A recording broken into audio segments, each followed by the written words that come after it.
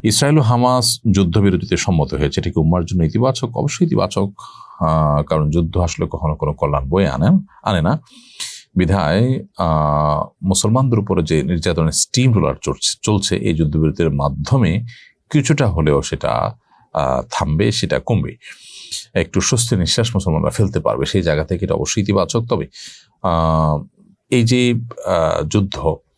এই যুদ্ধ যে ইহুদিবাদীরা বাঁধিয়েছে এবং সেই যুদ্ধকে তারা জিইয়ে রাখছে, এই যে যুদ্ধে মূলত ফিলিস্তিনিদের যে পরিমাণ ক্ষয়ক্ষতি হয়েছে সেটা আসলে পোষানো খুবই কঠিন, বিশ্ব মানবতার জন্য সেটা লজ্জাজনক অধ্যায়।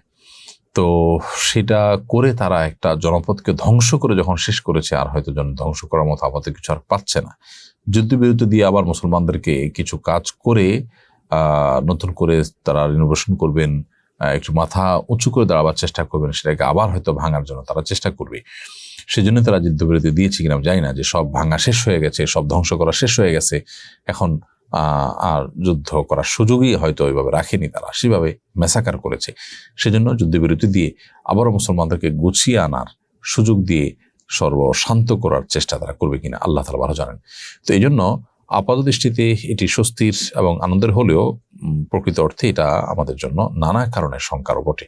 বিধায় আমরা আল্লাহ সুবহানাহু ওয়া তাআলার কাছে শুকর আদায় করছি। ঠিক একই সঙ্গে আমরা আশা করব যে পৃথিবীর মোড়ল মাতবররা যারা আছেন, দায়িত্বশীল যারা আছেন, তারা এখানে দায়িত্বশীল ভূমিকা রাখবেন এবং এই যুদ্ধ চিরতরে বন্ধের উদ্যোগ তারা গ্রহণ করবেন। ইকবাল আহমেদ, আপনার প্রশ্ন, আপনি লিখেছেন, ঋণ রেখে নিজের উপার্জিত টাকা দিয়ে ওমরা করতে পারবো কি? উল্লেখ্য, ঋণ পরিশোধ করছি অল্প অল্প করে, তবে বিগত কয়েক বছর ধরে খুব ইচ্ছে করছে ওমরা করবার জন্য।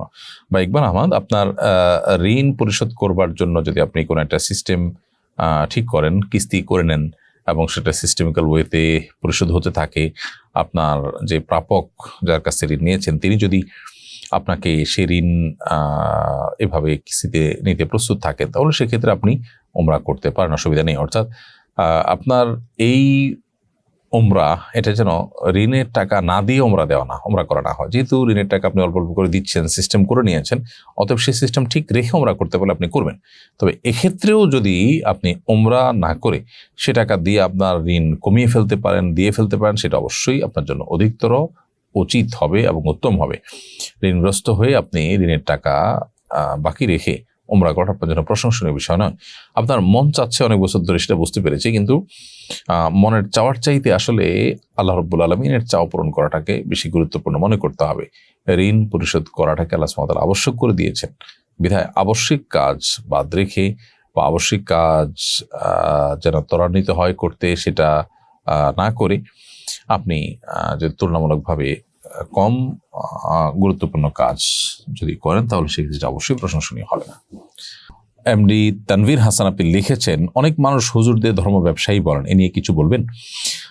দেখুন ভাই তানভীর, আলেমদেরকে ধর্ম ব্যবসায়ী যারা বলেন, এই চক্রটা মূলত ধর্মবিদ্বেষী। এরা জানে যে এদেশে মানুষ ধর্মপ্রাণ, তো ধর্মপ্রাণ মানুষরা এদেশে আলেমুল আমাদের কারণেই মূলত ধর্মপ্রাণ।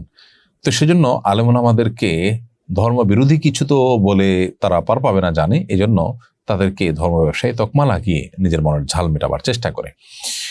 এক শ্রেণীর রাজনীতিবিদরাও আলেমদেরকে ধর্ম ব্যবসায়ী বলেন, কিন্তু আপনি দেখবেন প্রকৃত অর্থে সে রাজনীতিবিদরা ভোটের জন্য, ক্ষমতা আসার জন্য নানা সময় তারা ধর্মের ব্যবহার করে, ধর্মীয় কালচার, কৃষ্টি, ধর্মীয় পোশাক এগুলোর ব্যবহার করেন, ধর্মীয় প্ল্যাটফর্ম ব্যবহার করেন। তো তাদের চেয়ে বড় ধর্মের ব্যবসায়ী কেউ হতে পারে যারা আসলে ধর্মকে তাদের জীবনে, তাদের চিন্তায়, মননে সেভাবে জায়গা দেয় না, অথচ রাজনীতির স্বার্থে অথবা ভোটের স্বার্থে তারা ধর্মের লেবাস ধারণ করে। এরাই তো মূলত ধর্মকে বিক্রি করে পার্থিব উদ্দেশ্য হাসিল করতে চায়।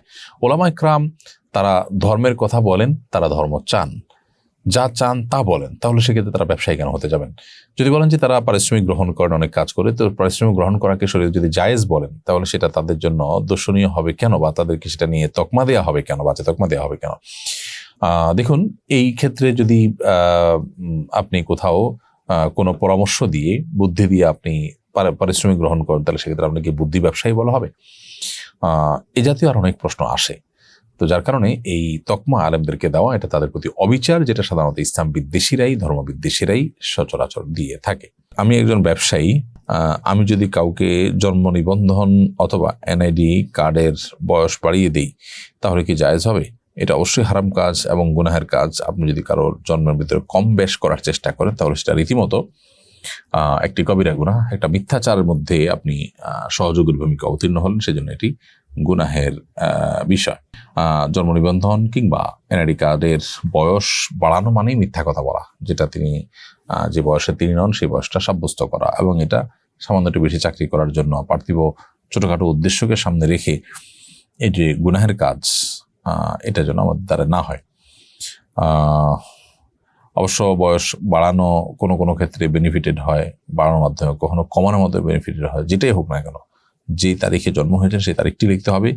এই তারিখ না লিখে অন্য কোনো তারিখ যদি আপনি লেখেন তাহলে সেক্ষেত্রে অবশ্যই গুনাহগার হবে এবং আল্লাহর কাছে আপনি দায়ী থাকবেন। বিধায় এই ব্যাপারগুলো আমাদের সতর্ক থাকতে হবে। আমাদের অনেকে আছি যারা বাবা মা এবং স্বয়ং শিক্ষক পর্যন্ত দেখা যায় সন্তানের জন্মের যে তারিখ সেই তারিখটাকে হেরফের করে লেখেন একটু সামান্য পার্থিব সুবিধা পাওয়ার জন্য। এটা খুবই আপত্তিকর বিষয় যে স্বয়ং বাবা মাই যদি অন্যায় করেন সন্তানরা কার কাছ থেকে শিখবে।